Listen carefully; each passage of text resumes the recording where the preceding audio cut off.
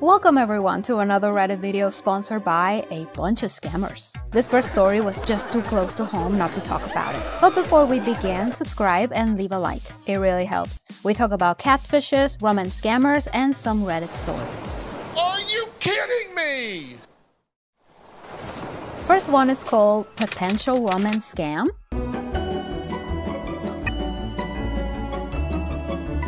Hello everyone, this is my first time posting here, so I will just get right into it. But before I do so, I will like to state that I will not respond to any judgmental comments on how I met this woman. Huh?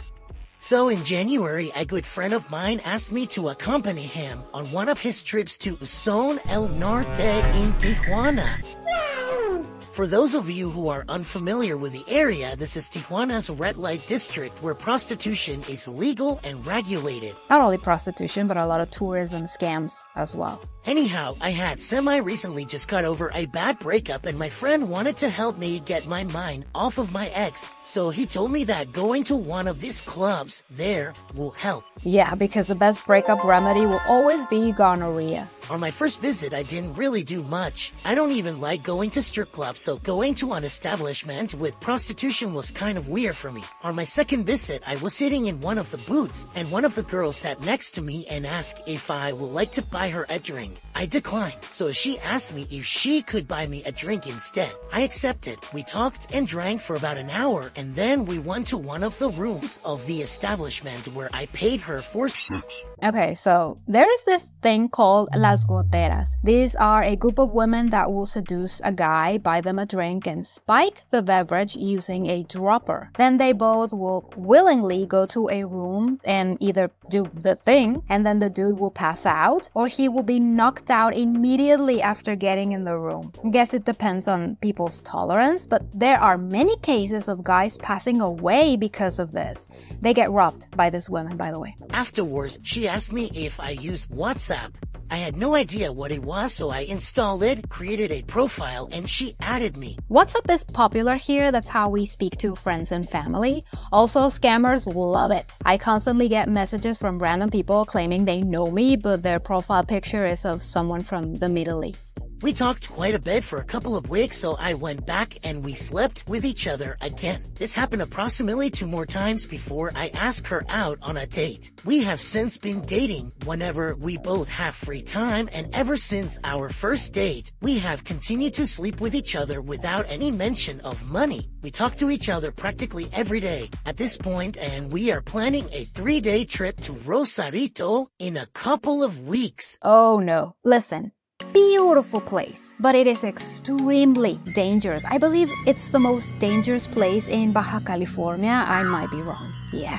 This screams to me as a typical tourist that really believe nothing is gonna happen to them. They are made out of rubber and the power of Christ will protect them from evil. That's not how it works. I don't know who came up with the idea of going to Rosarito, but if it was her, then he probably got robbed. Don't do that. Don't trust random strangers. Life is not a movie, but if you really like to live that life, you can appear on the news if you really try it. So at this point, she had not asked me for money once. We see each other occasionally, we have a good time, and then continue to chat while I'm back home in the US. I would like to point out that due to my previous relationship, I have a very difficult time trusting other people. And even though so far she has shown no signs of using me for my money, I can't help but have the thought in the back of my mind that she is setting me up for a scam. Stop the cap.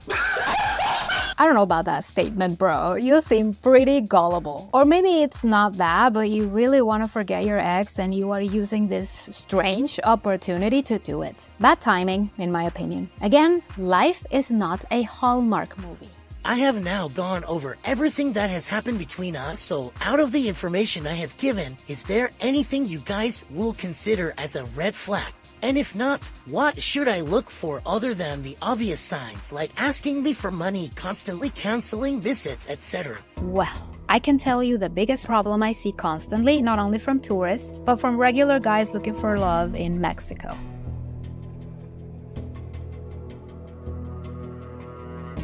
Some of these ladies are involved with cartels. Either they work for them or they are dating people in one of those. I have so many stories of horrible murders because the girl who's dating a bad guy fell in love with a random guy. The bad guy realizes this and sent his people to disappear them both, even though most of the random guys don't even know the girls were involved in things like that. Again, you are made out of flesh, and you are not the main character.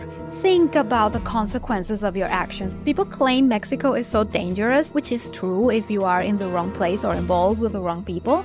But in the same breath, they act as untouchables. It cannot be both. I would like to think that this is all just due to my insecurities from my last past relationship, but I'm also trying to be honest with myself to ensure that I don't get scammed, because I know it does happen a lot. I don't do online dating or anything like that, so I have no experience at all with romance scams. Any advice you guys can give me will truly be appreciated. Thank you, and sorry for the long post. I just wish you're safe and sound, that's all. Don't do this again. This is so reckless. You're putting your life in danger as well as your loved ones. You don't know if she was gathering information to later kidnap you and ask for a specific ransom. This one was dark. As I said, the story was just too close to home not to talk about it. Again, OP, I hope you are healthy and you and your family are doing great. Just don't do this again. Oy. Let's do one more. This story is called Help. My mom has been hit by a romance scam. I have flown out to her to try to convince her it's not real. It's blatantly obvious to her friends, my cousin, and me that it is a scam. He first contacted her on Facebook. They have developed a relationship over the past few months. She said they are going to get married. They are going to move to his house in Florida when he gets back from Turkey. He lost his passport/wallet, needs to pay for a new one. She has been sending him Apple cards to help him. He won't do a video chat with her. He says the bandwidth in Turkey is so bad. They talk on Viber. This is like that lady I talked about. She was so ignorant, kind of poking into bigotry, honestly. The guy was also in Turkey, made a bunch of claims about Turkey being basically a desert with barely any internet connection, and she believed it. A simple Google search would have explained a lot. And this guy was rich as well, hence why she was stuck with him. I don't know what Viber is, I'm not hip nor cool.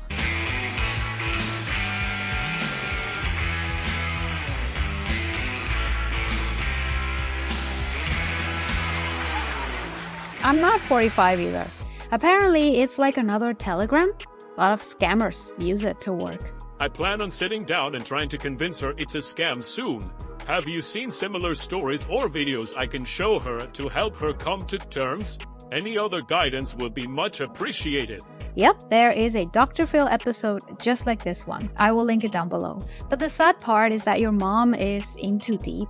This has to be sort of like an intervention with a psychologist or a therapist involved. You can show every single proof you have about the scam. She won't believe it. A lot of families have been through this and sadly they don't survive. It's just so weird. The victim's mentality is extremely interesting because even though their entire life didn't show this part of themselves, they are willing to torpedo everything for their beloved. Again, be smart and sure, get your proof, but make it controlled with a therapist that knows about this sort of problems. I mentioned in another video the victims are kind of like hostages from the scammers and from themselves. They are not willing to let go. Best of luck and a lot of planning before the big event.